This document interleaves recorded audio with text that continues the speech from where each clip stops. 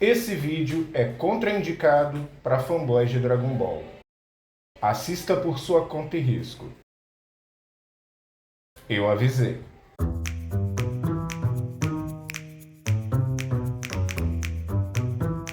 Oi, meu nome é Bernardo Lopes e sejam bem-vindos a mais um vídeo do canal Nerd Battle. Não é de agora que os meus vídeos têm irritado uma certa parcela, minúscula porém barulhenta, da fanbase de Dragon Ball. E se tem dois vídeos que vêm irritado essa fanbase tóxica, são os dois últimos vídeos que eu lancei. Um mostrando por A mais B que o Ozaru é mais forte do que o Super Saiyajin, e o outro mostrando também por A mais B que aqueles multiplicadores dos databooks de 50, 100 e 400 das transformações de Super Saiyajin 1, Super Saiyajin 2 e Super Saiyajin 3 estão completamente errados e não tem nada dentro da obra oficial do mangá e do anime que corroboram com esses multiplicadores. Pois bem, para surpresa de absolutamente ninguém, uma figurinha carimbada daqui do canal, que é o Miguel do canal Tio Freeza Evolution, resolveu gravar uma vídeo-resposta ao meu vídeo sobre o Ozaru ser mais poderoso do que o Super Saiyajin. Obviamente o vídeo dele é cheio de ataques pessoais, porque de fato é a única coisa que sobra quando não se tem argumentos racionais, mas ele também levantou alguns pontos que eu devo confessar que pelo menos serviram para que eu pesquisasse um pouco mais e enriquecesse um pouco mais o meu arsenal de conhecimento. Mas antes, deixa eu falar uma coisinha para vocês. Vocês estão vendo essa camisa azul escura que eu estou usando? Pois é, ela não tem nada de especial. E sabe por quê? Porque esse vídeo aqui não é patrocinado. Nenhum vídeo meu nunca foi patrocinado. O que de certa forma é triste por causa da quantidade de trabalho que eu coloco em cada vídeo meu. Então se você sente pena de mim e não quer ver esse esfomeado do meu cachorro morrendo de fome, então cogite a hipótese de se tornar membro desse canal, porque assim vocês ajudam financeiramente esse canal a se manter. E se você não quer se tornar membro, você sempre tem a opção de mandar um valeu demais, que é uma pequena contribuição que vocês podem deixar em cada vídeo que vocês gostarem. Além disso, existe também agora a opção de hypar vídeo, que é uma forma de você alavancar a visualização desse canal. Quando você clica no gostei, vai aparecer a opção de hypar. Você ajuda o YouTube a indicar esse vídeo para os amigos de vocês. Então eu conto muito com a ajuda de vocês, beleza? Agora vamos pro vídeo. Galera, antes de falar do assunto propriamente dito, eu queria usar esse início do vídeo para explicar aquilo que eu considero a coisa mais importante desse canal, que é o processo que eu uso para analisar. Toda análise que eu faço é baseada em metodologia científica.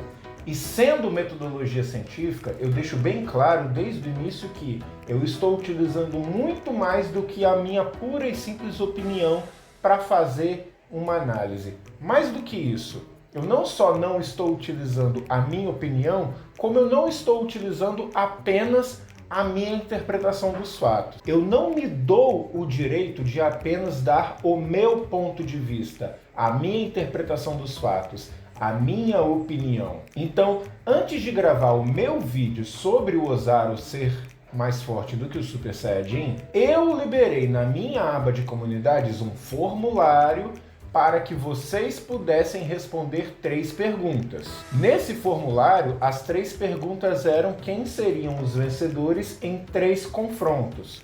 O primeiro deles foi Cell versus Gohan, o segundo foi Frieza versus Caos e o terceiro foi Bills versus Daishin-Kan. Em Gohan vs Cell, o Gohan foi o vencedor esmagador da enquete. Só que vale lembrar que no anime e no mangá, o Gohan venceu o Cell.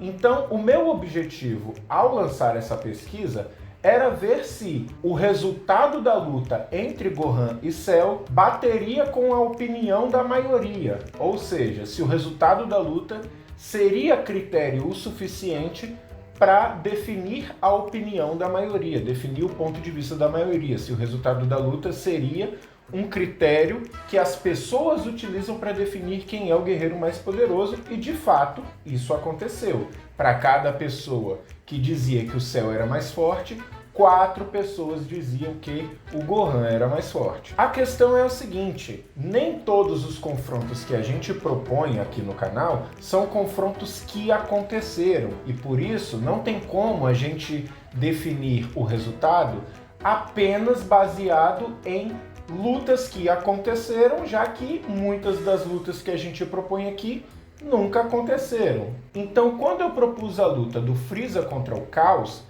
eu quis mostrar para vocês exatamente que você não precisa que uma luta tenha acontecido para definir o vencedor de um combate hipotético. Por exemplo, quem é que venceria numa luta entre o Mike Tyson e o Kleber Bambam? Todo mundo sabe responder essa pergunta, mesmo essa luta nunca tendo acontecido. É verdade ou não é? Não, não é! Agora, o porquê que eu escolhi o Caos? Por que eu coloquei um personagem tão fraco para ser comparado com o Freeza? Exatamente para que as pessoas não colocassem outras variáveis no meio. Por exemplo, se eu propusesse a luta do Freeza contra a Android 18, podia ter aquela parcela de pessoas que diria o seguinte: ah, depende.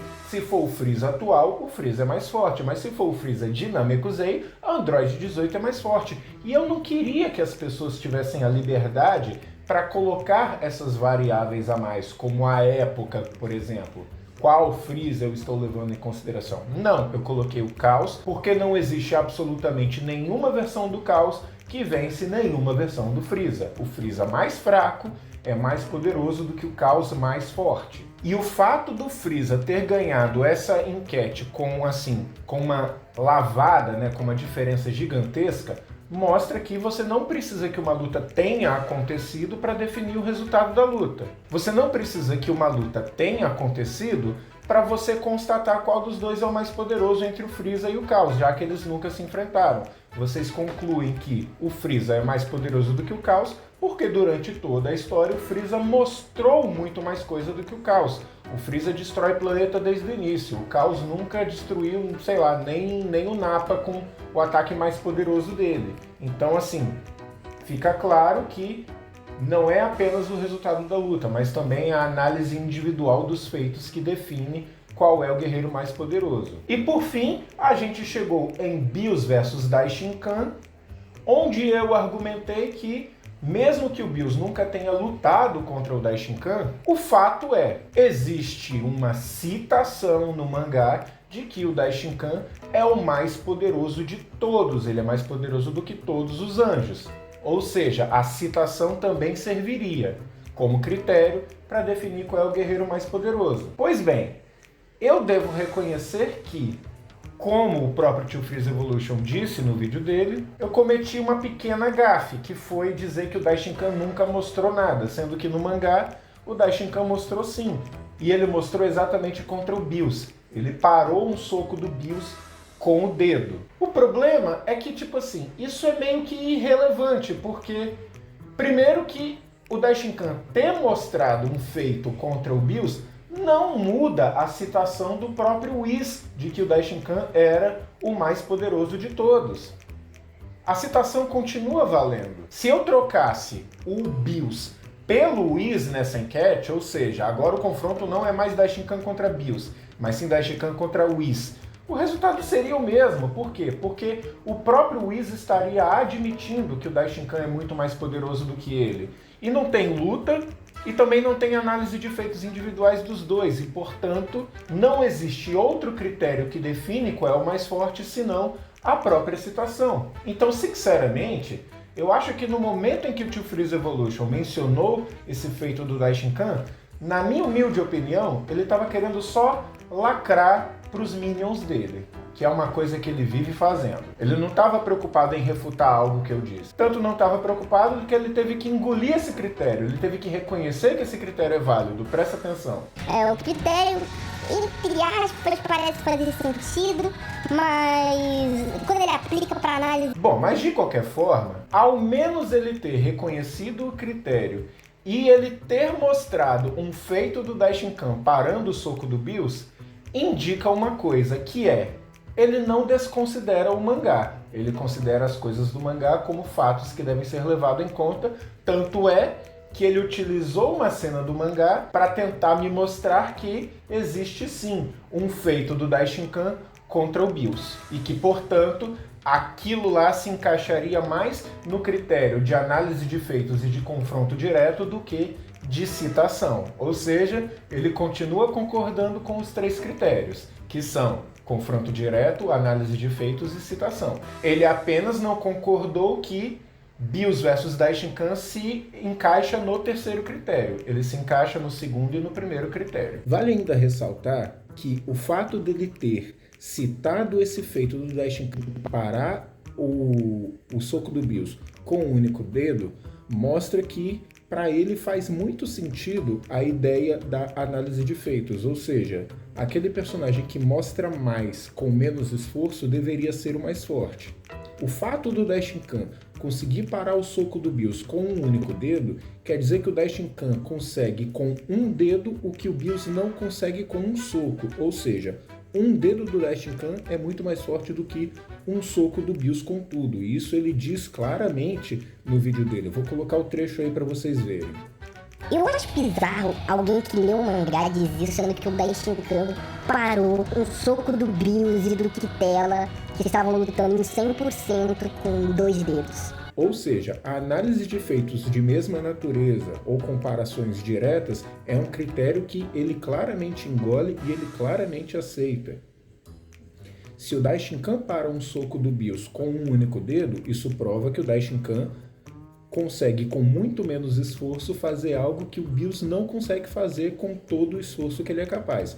Da mesma forma que, por exemplo, quando o Gohan estava treinando com a espada Z, ele conseguia manipular a espada Z com muita facilidade com apenas uma das mãos, enquanto que o Goku, com 2 mãos, tinha dificuldade de segurar a espada Z, o que mais uma vez mostra que o Gohan com menos esforço conseguia fazer mais do que o Goku com mais esforço, o que claramente indicaria que o Gohan era mais forte do que o Goku ali. Pois é, mas se ele consegue engolir que esse critério funciona, e ele consegue aceitar que isso aqui é verdade e isso aqui também é verdade, qual é a dificuldade dele entender que isso aqui também é verdade? Ou seja, se a análise de feitos, que é uma coisa que ele já concordou, define qual é o mais forte, por que é que ele não aceita que o Ozaru é mais forte do que o Super Saiyajin, sendo que o Gohan, quando criança transformado em Ozaru, realizou um feito de força de mesma natureza muito maior do que um feito que o Vegeta tentou fazer e não conseguiu? Pois é. Fica aí a pergunta. Seria interessante vocês perguntarem isso para ele. De qualquer forma, vocês perceberam todo o tempo que eu gastei para explicar qual é a minha metodologia? Eu gastei muito tempo desse vídeo agora para explicar isso, exatamente para mostrar que nada do que eu coloquei naquele meu vídeo sobre o Ozaru é minha opinião, mas sim uma análise com base em critérios que muitas pessoas, inclusive o Tio Freeza Evolution, concordam que são critérios válidos. E quando eu gravei o meu vídeo do Ozaru, eu expliquei toda essa metodologia antes de falar sobre o Ozaru. E isso foi essencial para não parecer que eu estava simplesmente dando a minha opinião. Mas eis que... Quero provocar, mas já provocando, mas numa comparação de feitos de mesma natureza, Ozaru são mais fortes do que Super Saiyajins. Em resultado de luta, Ozaru se mostrou superior. Em comparação de feitos, Ozaru se mostrou superior. Vocês perceberam? Ele simplesmente ignorou toda a metodologia e atacou a conclusão. E aliás, esse é um modus operandi dele e da turma dele, que fique claro. Ignorar toda a explicação, toda a metodologia e atacar a conclusão é uma coisa que faz parte do modus operandi dele e da bolha dele. E eu vou mostrar que isso acontece aqui. Ele faz isso principalmente com aquelas conclusões que são contrassenso, ou seja, aquilo que normalmente contraria a opinião da galera. Eu devo reconhecer que alguns anos atrás eu também diria que o Super Saiyajin é mais forte do que o Ozaru. Eu mostrei através da minha análise que não. Ou seja, o Ozaru ser mais forte do que o Super Saiyajin é contrassenso. Então o que ele faz? ataca a conclusão, sabendo que essa conclusão é contrassenso, não ataca absolutamente nenhum ponto da metodologia, da explicação, e joga para a torcida, como foi o que ele fez nesse trecho do vídeo dele. E eu vou mostrar que isso é um modus operandi, porque presta atenção no que eu vou mostrar para vocês agora. No ano passado, o Juarez, o Juarez França, fez um react de um vídeo meu. E depois daquele react, é que a gente foi se conhecer melhor. Depois de um tempo, ele fez um outro react de um vídeo meu sobre a plataforma Celeste. E eis que o Juarez falou isso aqui, presta atenção. Confesso que eu já fui um hater seu, velho. Fui hater seu por quê? Porque eu era aquele gado, aquele efeito manada, funcionava em mim, cara. Funcionava em mim porque eu não via os seus vídeos e ficava te dando um hater com cortes que as pessoas me mandavam sobre os seus vídeos e a seu respeito, tá ligado? Falando do hit subsônico, de forma de meme. Quando eu vi seu vídeo falando sobre isso, cara, é de uma qualidade técnica você embasar seus argumentos em cima disso depois que as pessoas assistem. Vocês perceberam? Até os dias de hoje tem gente espalhando que eu falei que o rito apenas tinha velocidade do som, sendo que o que eu disse foi: o dispo detectava a movimentação do rito através do som que o rito emanava dos músculos dele, mesmo quando o rito estava em movimento na direção do dispo. Para isso ser possível, o som do rito tem que chegar aos ouvidos do dispo antes que o próprio rito chegue próximo ao dispo. Afinal de contas, as orelhas grandes do dispo ajudam ele a ouvir melhor, a ouvir sons que outras pessoas não conseguiriam ouvir.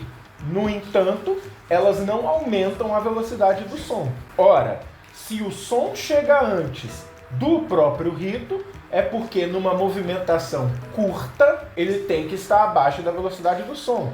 Para ele atingir uma velocidade maior do que a velocidade do som, ele tem que percorrer um trajeto maior para que ele possa quebrar a barreira do som. Agora, o que essa corja de gente com avatar de anime, incluindo o próprio Tio Freeze Evolution, diz, é que eu simplesmente disse que o rito não tem nem a velocidade do som.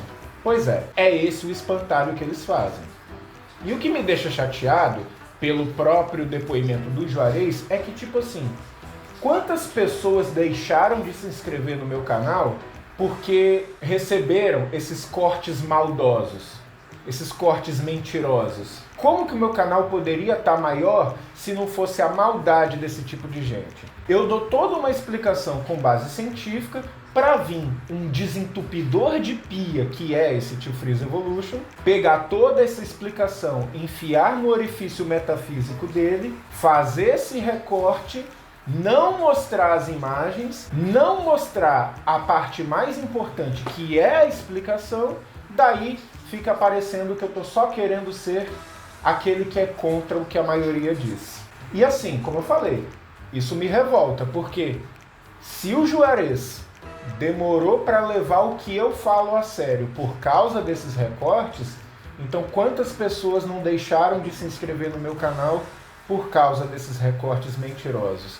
Sinceramente, eu acho que deve ter alguma coisa na Bíblia que diz que quem conta mentira vai para o inferno, não é verdade? Já que ele fez questão de tirar a minha fala de contexto, pode deixar que eu falo agora, eu explico agora. Como na pesquisa que eu coloquei na aba de comunidades, que muita gente respondeu, deixou claro que normalmente a opinião das pessoas bate com o resultado de uma luta que aconteceu no anime e no mangá, então a primeira coisa que eu fiz foi mostrar exatamente que aconteceu no Batalha dos Deuses uma luta entre um Super Saiyajin Deus e um Ozaru, que é mostrada em forma de flashback durante a fala do Shenlong.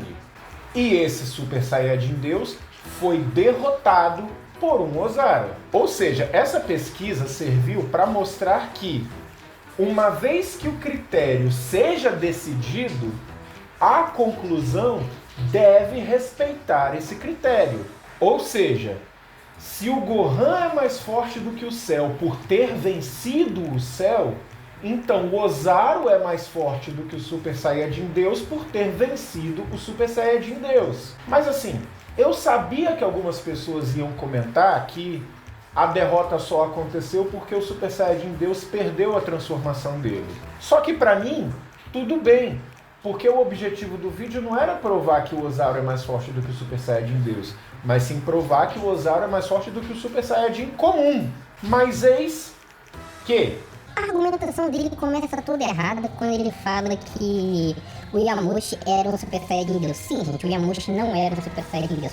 O Akira Toriyama deu uma entrevista, talvez ele fosse na Batalha dos Deuses, mas o Akira Toriyama deu uma entrevista em 2017, já pro Dragon Ball Super, falando que o Yamushi apenas foi um cara que ficou encurralado e despertou o Super Saiyajin e lutou contra aqueles Ozarus. Bom, aqui vocês percebem o seguinte, o Tio Freeza Evolution, como ele não teve a capacidade de refutar o critério que foi apresentado, porque senão ele teria que levantar a hipótese de que não, de que o Cell ele era mais forte do que o Gohan, ele apelou para uma entrevista do Akira Toriyama. Ou seja, ele está dizendo que a entrevista do Akira Toriyama tem mais peso na análise do que o que foi mostrado no filme Batalha dos Deuses. Só que anota isso que eu vou dizer. Isso será usado contra ele depois. Aguarda só um pouquinho que vocês já vão ver o porquê. Mas antes de eu mostrar como que isso será utilizado contra ele, deixa eu explicar o porquê que eu considerei os eventos do filme Batalha dos Deuses, mesmo que não tenha sido tudo igual que aconteceu em relação ao anime e ao mangá. Qual é mesmo o título do meu vídeo a respeito do Ozaru? Provando que o Ozaru é mais forte do que o Super Saiyajin em 14 minutos.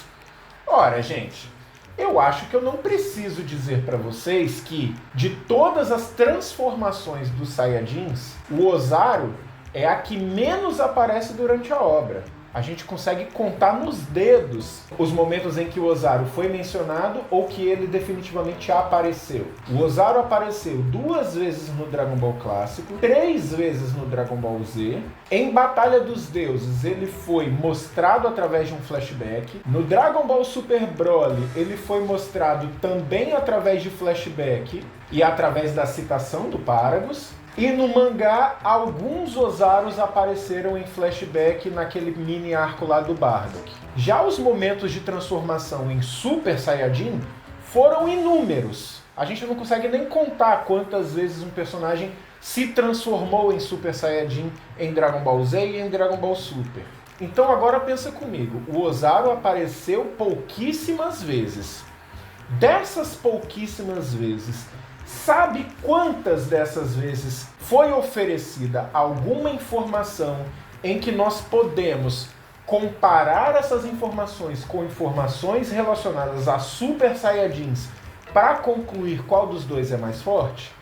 Apenas 3, que são exatamente aquelas 3 que eu mostrei no meu vídeo de análise sobre o Ozaru, que é a citação do Paragus a respeito do poder do Broly, a luta do Ozaru contra o Super Saiyajin Deus que foi narrada pelo Shenlong, e o feito do Ozaru levantando um peso muito maior do que o peso que o Vegeta transformado em Super Saiyajin não conseguiu levantar. Esses foram os únicos 3 momentos. Ou seja, você querer tirar de mim uma fonte que seja, é você simplesmente querer sabotar a pesquisa. Você não tem argumento para refutar o que foi mostrado, então você está dizendo apenas que aquilo que foi mostrado não é válido. O que é válido é a entrevista que o Akira Toriyama deu. Foi isso que ele tentou fazer ao dizer que a entrevista refuta o filme. Tirar uma fonte oficial para que eu não possa usá-la. E assim eu fico impossibilitado de comparar o Ozaru com o Super Saiyajin, sendo que o objetivo era exatamente esse, comparar o Ozaru com o Super Saiyajin. Agora vamos fazer o seguinte, vamos à entrevista, vamos ler a tal entrevista que o fanboy colocou aqui, para ver se ela realmente diz aquilo que ele está alegando que diz. A entrevista diz que no passado houve um Saiyajin chamado Yamoshi que tinha coração justo apesar de ser um Saiyajin. Ele tinha 5 companheiros que começaram uma rebelião, só que ele foi encurralado por inimigos e se tornou um Super Saiyajin pela primeira vez. Essa transformação assustou os inimigos dele, só que depois de um tempo ele acabou se desgastando e acabou morrendo. A questão é a seguinte, ó, eu tô colocando nesse exato momento a entrevista aqui na tela para vocês me responderem o seguinte: existe algum momento da entrevista em que é sugerido que os inimigos que mataram o Yamoshi eram Ozaros? O Yamoshi apenas foi um cara que ficou encurralado e despertou o Super Saiyajin e lutou contra aqueles Ozaros. E lutou contra aqueles Ozaros. E lutou contra aqueles Ozaros. E lutou contra aqueles Ozaros. Não existe nenhuma menção a Ozaros nessa entrevista e, portanto, essa entrevista não serve de absolutamente nada para a gente conseguir comparar Ozaru com Super Saiyajin. Ela no máximo diz que o Yamoshi nunca se transformou em Super Saiyajin Deus, mas ela não diz que ele foi morto por Ozaros. Ou seja, não refuta absolutamente nada do que eu disse. Mas só que tem um pequeno detalhe nisso tudo. Se na entrevista não tem nada dizendo que o Yamoshi foi morto por Ozaros, então me diz uma coisa. De onde que ele tirou que ele foi morto por Ozaros? Ele tirou de Batalha dos Deuses, porque Batalha dos Deuses é a única fonte que confronta o tal do Super Saiyajin lendário com um Ozaru. E lutou contra aqueles Ozaros. Ou seja, ele tirou do filme a informação de que ele foi morto por Ozaros. No entanto, ele está dizendo que a entrevista refuta as informações do filme. Ou seja, ele parte de uma premissa que tem como base uma informação do filme para depois desconsiderar os eventos do filme. Isso tem nome, falácia non sequitur, que é, na verdade, uma argumentação em que você parte de uma proposição, parte de uma premissa e logo depois você chega a uma conclusão que não respeita essa premissa. Resumindo, as informações do filme não valem, mas vou usar uma informação do filme para validar o meu argumento. Isso é a lógica dele. Só que a gente vai agora mostrar uma coisa que na verdade é muito pior do que ter utilizado a falácia non sequitur. Porque ele não só foi falacioso, ele foi desonesto. E eu vou mostrar para vocês como que ele foi desonesto, tá? Então vamos lá. Segundo esse fanboy completamente desinformado, que é o Tio Freeze Evolution, o fato do Akira Toriyama ter dado essa entrevista já é motivo para que as informações da entrevista sejam consideradas como um retcon das informações do filme. Ele utilizou essa palavra, retcon, presta atenção. Então, basicamente, essa informação tomou um retcon para o Dragon Ball Super. Agora, será que é retcon mesmo? Para poder responder se isso é retcon ou não, vamos ver o que é retcon, tá bom? Vamos ler o significado de retcon. Retcon nada mais é do que a abreviação de continuidade retroativa. E o significado de continuidade retroativa é o seguinte: é a alteração de fatos previamente estabelecidos na continuidade de uma obra ficcional. Ou seja, para ele dizer que as informações da entrevista invalidam as informações do filme, ele está confundindo retcon com reboot. Ele está desconsiderando um para considerar o outro, quando o retcon na verdade não faz isso.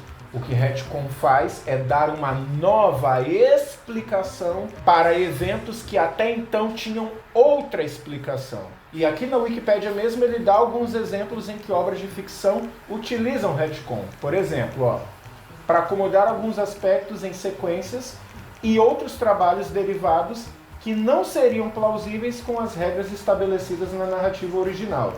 Isso vai ficar claro quando eu der alguns exemplos, mas vamos ao segundo aqui, Como resposta a reações negativas da comunidade de fãs sobre alguns fatos existentes na história, ou para a correção de erros ou solução de problemas identificados desde a publicação da obra, ou como novos meios de se interpretar a obra em questão. Ou seja, para que essa entrevista seja um retcon de uma informação estabelecida inicialmente no filme, as duas informações, tanto a do filme quanto a da entrevista, precisam falar obrigatoriamente sobre a mesma coisa. Ou seja, o filme deu uma explicação sobre um evento, a entrevista deu outra explicação sobre o mesmo evento. Então eu vou dar aqui um exemplo real de retcon em Dragon Ball. Vocês se lembram, por exemplo, que quando o Kaioshin propôs para o Goku se fundir com, inicialmente, o Gohan, mas depois ele acabou se fundindo com o Vegeta. Lá na saga do Majin Buu, o Dai Kaioshin falou que a fusão através de brincos Potara é eterna. E logo depois, a fusão do Vegeta foi desfeita. Gente, no momento em que o Akira Toriyama criou esse roteiro de que a fusão é eterna, para logo depois a fusão ser desfeita e o Goku e o Vegeta quebrarem os brincos, ele fez isso com um propósito. Goku e Vegeta nunca mais se fundirem depois daquilo. Por quê? Porque Dragon Ball Z iria acabar ali.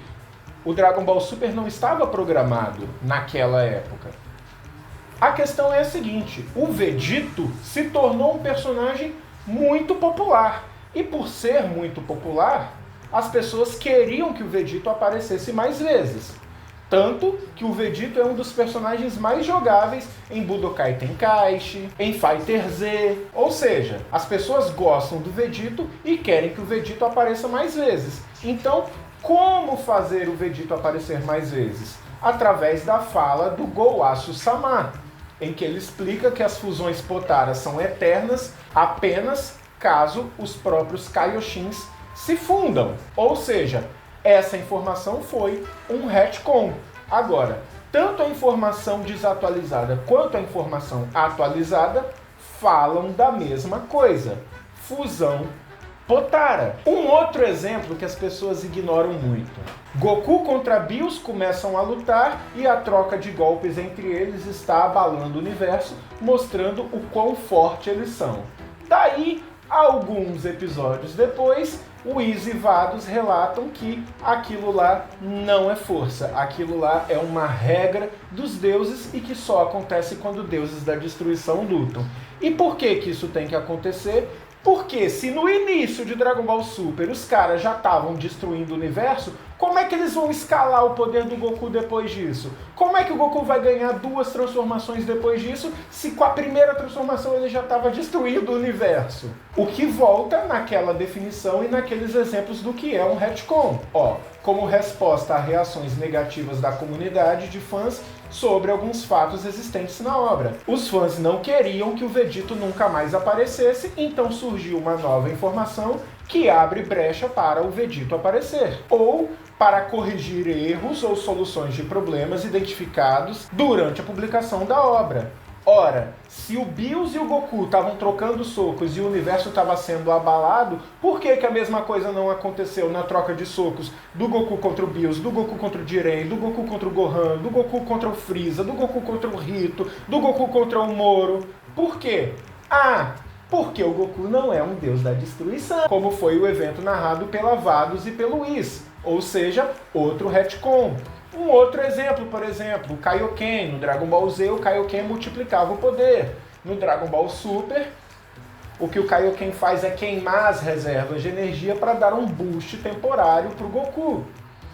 Outro retcon. E por que que esse retcon teve que acontecer? Muita gente, pelo amor de Deus, quando eu fiz o meu vídeo sobre os multiplicadores, muita gente estava dizendo, e o Kaioken, e o Kaioken, e o Kaioken. Gente, vocês não perceberam que aqueles exemplos que eu mostrei não só refutam os multiplicadores das transformações, como também refutam a ideia de que o Kaioken multiplica, pelo amor de Deus. A ideia do Kaioken multiplicar já sofreu um retcon, então por que essa teimosia? Então percebam, retcon existe em Dragon Ball. Mas o que eu vou mostrar pra vocês é que a tal entrevista que o Tio Freeza Evolution utilizou para tentar refutar o que o filme mostra, não é retcon coisa nenhuma.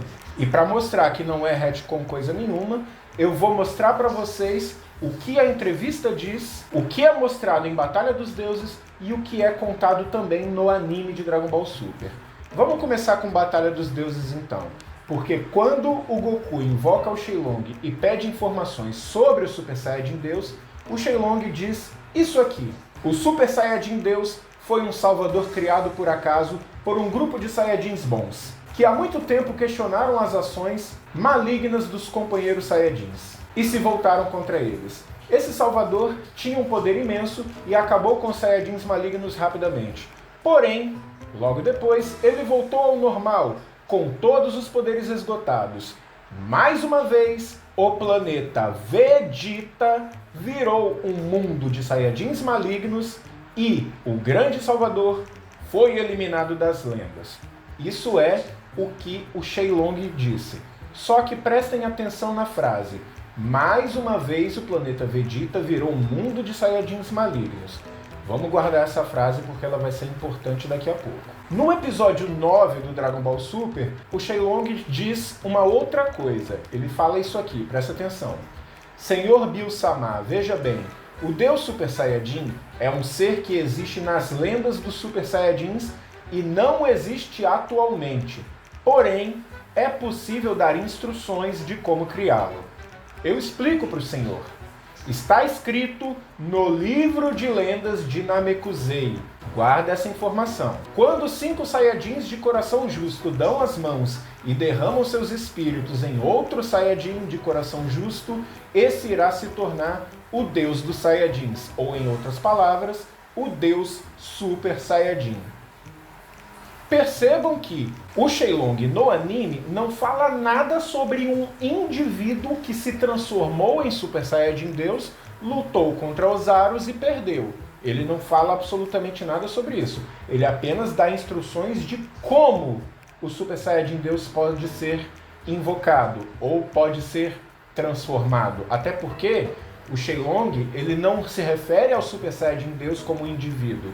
Ele se refere como uma entidade, ou seja, é um ser amórfico, é um poder que o Super Saiyajin ganha e se transforma em um deus, como se fosse, por exemplo, os poderes de Grayskull do He-Man. Agora vamos ao mais importante, a entrevista de Akira Toriyama, que eu vou mostrar para vocês que o Tio Freeze Evolution não faz ideia do que ele está falando. Para começar, percebam que ele se focou totalmente na resposta, mas ignorou a pergunta. Prestem atenção. A pergunta do entrevistador foi a seguinte: o lendário Super Saiyajin que Freeza temia era o Deus Super Saiyajin que apareceu em Batalha dos Deuses? Só aí a gente percebe o seguinte: se ele está fazendo uma pergunta utilizando como base uma informação do filme Batalha dos Deuses, por que é que esse cara está dizendo que a entrevista refuta o Batalha dos Deuses, sendo que Batalha dos Deuses é premissa, é objeto da pergunta? É como se eu perguntar para você qual é o seu nome e você me falar o local onde você nasceu. Você não vai estar respondendo a minha pergunta. Se eu pergunto qual é o seu nome, você tem que me falar o seu nome. Então, se eu te pergunto algo a respeito de Batalha dos Deuses, você vai me responder algo referente à Batalha dos Deuses. É ou não é? Então, já de cara, não tem como essa entrevista desconsiderar os eventos de Batalha dos Deuses. Só que eu vou mostrar uma coisa para vocês. A gente não precisa recorrer à pergunta. Vamos ler o que o Akira Toriyama respondeu. Ele diz o seguinte: em certo sentido, eles são a mesma pessoa. Presta atenção nesse termo, em certo sentido. O que o Akira Toriyama quis dizer com em certo sentido? Vamos ver. Ou seja, há muito tempo atrás, antes que o planeta Vegeta fosse o planeta dos Saiyajins, havia um homem chamado Yamoshi, que tinha um coração justo apesar de ser um Saiyajin. Ele e seus 5 companheiros começaram uma rebelião, mas ele foi encurralado por combatentes e se tornou um Super Saiyajin pela primeira vez, embora sua transformação e estilo de luta assustador tenha chocado os outros Saiyajins. Em menor número, Yamoshi eventualmente se desgastou e foi derrotado, mas este foi apenas o começo de sua lenda. Depois, o espírito de Yamoshi vagou em busca contínua de 6 Saiyajins de coração justo, buscando um novo Salvador, o Super Saiyajin Deus.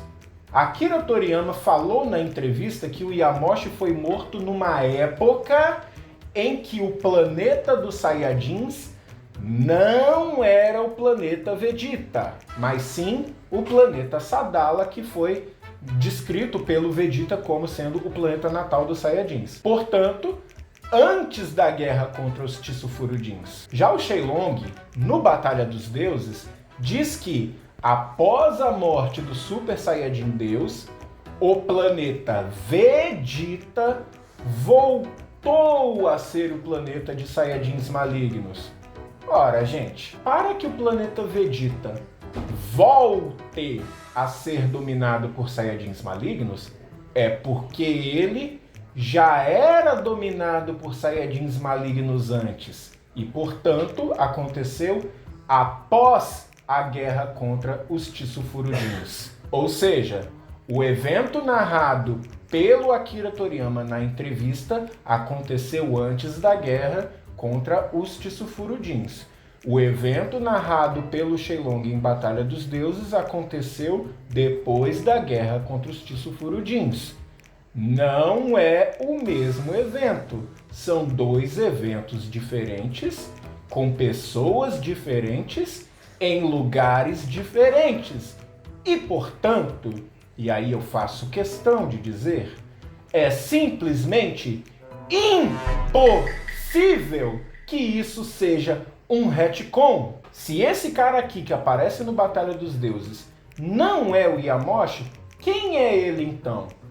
Isso também é contado na própria entrevista que o Tio Freeze Evolution fez questão de não ler inteira, porque se ele lesse inteira, ninguém ia ser otário o suficiente para acreditar nas merdas que ele fala. Se bem que é capaz dos inscritos dele serem otários o suficientes, porque só sendo muito otário o suficiente para seguir esse cara, tá? Presta atenção nisso que o Akira Toriyama disse na entrevista. Bills provavelmente pegou informações sobre o espírito de Yamoshi em seu sonho profético.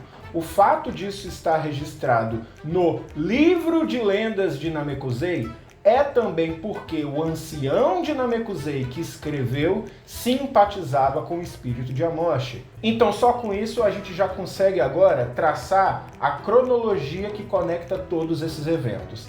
Primeiro, Yamoshi iniciou uma rebelião com 5 companheiros no planeta Sadala e se transformou em Super Saiyajin pela primeira vez, porém, ele foi morto em seguida por estar em desvantagem numérica.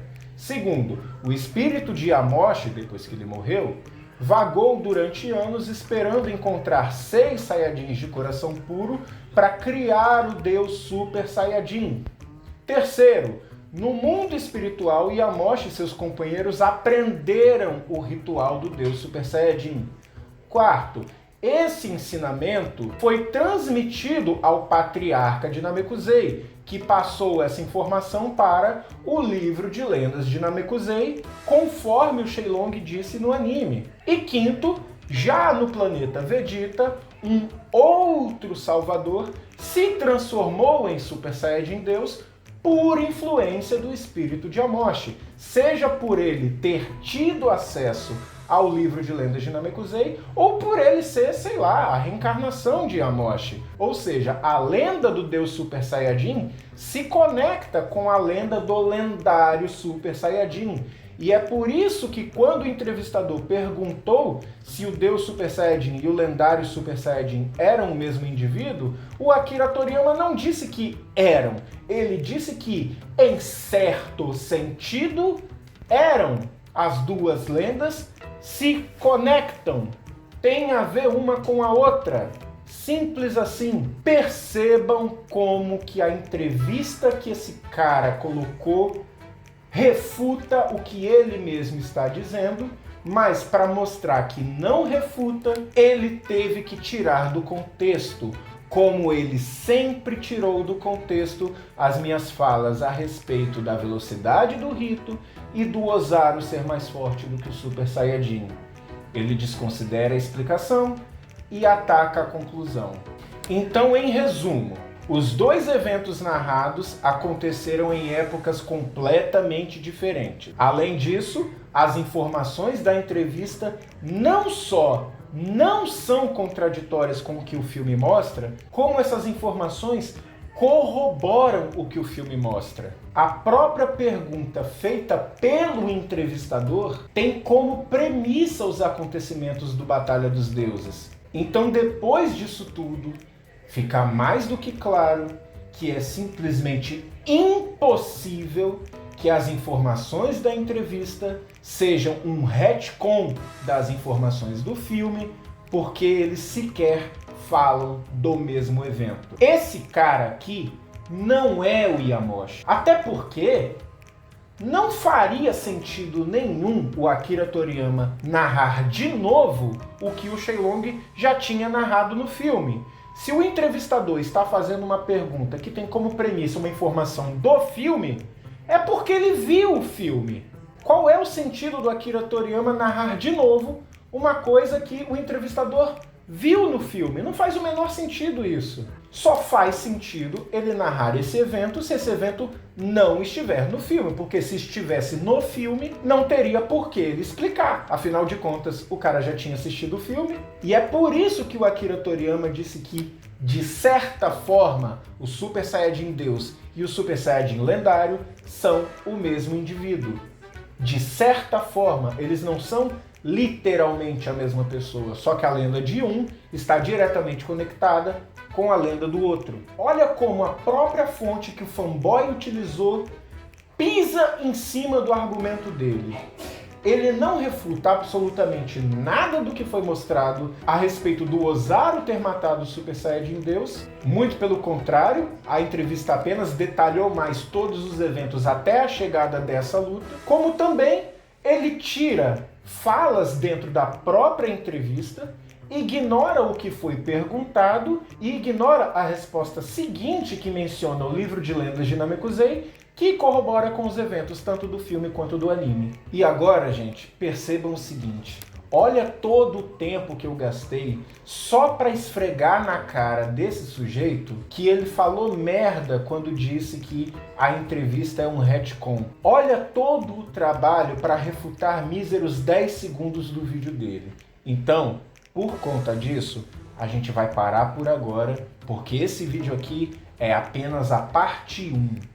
É a parte 1 de uma série de vídeos em que eu vou mostrar todas as desonestidades intelectuais desse sujeito. E sim, eu vou refutar cada ponto desse sujeito, mostrando para todo mundo o quão desonesto ele é e o quanto ele faz os inscritos dele de otário. E assim, desculpa se eu tô pegando pesado, desculpa se eu tô perdendo um pouco as estribeiras aqui, só que assim, embora eu saiba que vocês não mereçam esse tipo de baixaria aqui no vídeo, a real é que eu preciso mesmo utilizar o meu canal para lavar um pouco de roupa suja e desabafar um pouco, porque a gente está falando de um cara que você já deu para perceber que, além dele ser extremamente desonesto, ele também é extremamente desrespeitoso comigo. Ele já fez diversos ataques a mim, a minha esposa, a minha filha. Ele atacou o meu servidor do Discord. Ele tem ultimamente me associado ao Homelander, que é um supremacista branco, e tipo assim, do nada, gratuitamente ele faz isso. E olha que esse babaca já me procurou para tentar ajudar ele com um caso de assédio moral que ele sofreu na mão do professor dele. E hoje, com a consciência que eu tenho agora, eu percebo que o otário fui eu em ter acreditado nas merdas que ele falou. Porque do jeito que ele age, sabe o que me parece que aconteceu? Ele deve ser daqueles alunos babacas que fazem bullying com os outros porque essa é a única coisa que ele faz na internet. O professor deve ter botado moral nele e aí ele foi chorar dizendo que sofreu assédio moral. Pra mim tá claro que é isso que aconteceu, porque esse é o modus operandi dele. Então, otário fui eu em ter acreditado que esse sujeito tinha um mínimo de caráter. E essa sequência de vídeos aqui vai mostrar, assim como já mostrou, que ele é, sim, uma pessoa extremamente desonesta. Então, assim, tá mais do que claro que o otário fui eu em ter acreditado que esse sujeito tinha o pingo de caráter, porque bastou eu dizer que o Goku não tem velocidade da luz e pimba, ele voltou a ser otário, ele voltou a ser babaca? Não, ele sempre foi babaca, faz parte do caráter dele. Se faz parte da criação dele ou não, eu não sei, porque eu não conheço a mãe dele. Só que eu não acredito em milagre, não é do dia pra noite que uma pessoa boa vira um babaca. Ele começou babaca, de repente ficou bom e depois voltou a ser babaca? Não, ele sempre foi babaca e tava vestindo uma máscara de coitado para conseguir ajuda para uma situação que provavelmente não aconteceu. Enfim, essa aqui foi a primeira parte e as demais virão em breve, beleza? Valeu, galera, eu vejo vocês no próximo vídeo. Valeu e falou!